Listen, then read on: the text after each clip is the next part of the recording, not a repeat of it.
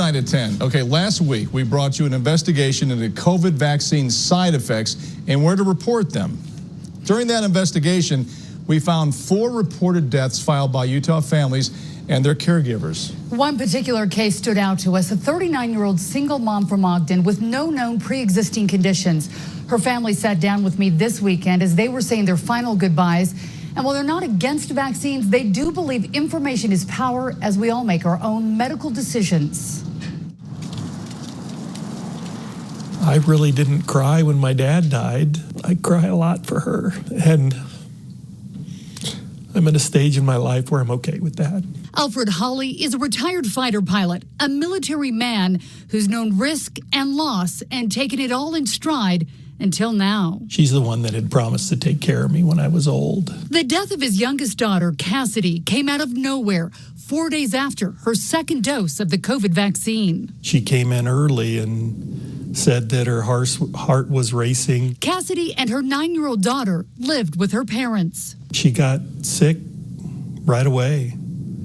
Soreness at the shot location.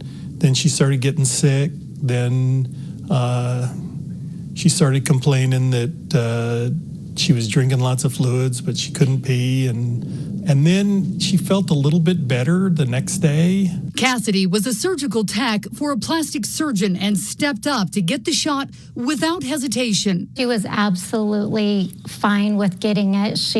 In fact, she told all of us, it's fine, you guys should all get it. Cassidy's sister Kristen lives in Arizona, but the two talked every day. You know, everybody from her work had flu-like symptoms, so we all thought that was normal. Cassidy got the second Moderna shot on a Monday. By Thursday morning, they were in the ER and answering questions. Is there any explanation? And I said that she just had the shot, and they did a blood test, and they immediately came back and said she's really, really sick.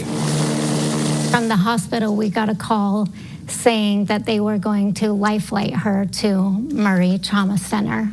And so I immediately jumped on a plane. At Intermountain, doctors worked to stabilize Cassidy in hopes of a liver transplant. It all went so fast. She was healthy, happy, active, the greatest mom you ever saw in your life. And then she was so sick that she was, in less than probably 12 hours, she was intubated and on life support. And then she passed 30 hours after we took her to the emergency room. The state medical examiner's office cannot comment on the case, but spoke to us about if and when an autopsy would provide answers. Did the vaccine cause this? I think that would be very hard to demonstrate at autopsy. Dr. Eric Christensen, Utah's chief medical examiner, says proving vaccine as a cause of death almost never happens. This was an anaphylactic reaction related to this event. But short of that, it would be very difficult, really, I think, for us to be able to, definitively say this is the vaccine. A more likely result, a lack of answers. We don't see a competing cause of death. Potentially, or it may identify, an obvious cause of death that they just were completely unaware of. She was just fine. She was fine the day she got the shot, and everything changed. She was healthy and good, and then she took the shot. And Occam's razor, the simplest answer is most likely correct.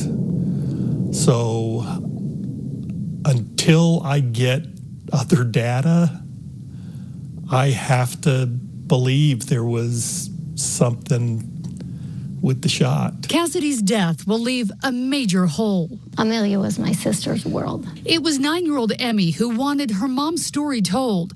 She's grown up a lot in the last 4 weeks since her passing, watching as her grandpa decided to get his second dose. And Millie was begging me not to. There is always risk. You can't make that go away. We take risk every day, all day long.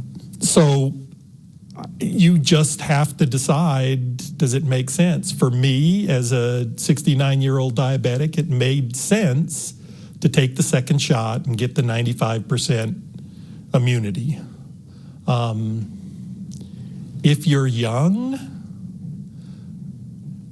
then maybe it doesn't make as much sense. You're going to have to make your own decision on that.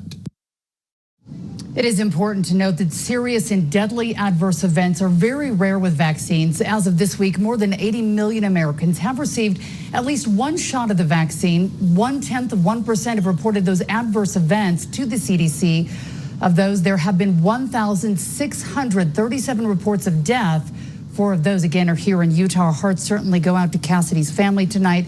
We will be following up with them as their autopsy comes out. So we'll be watching that closely. And they do say to people, you know, they don't know if going to the doctor earlier would have saved her life. But if you're worried, always just call your doctor.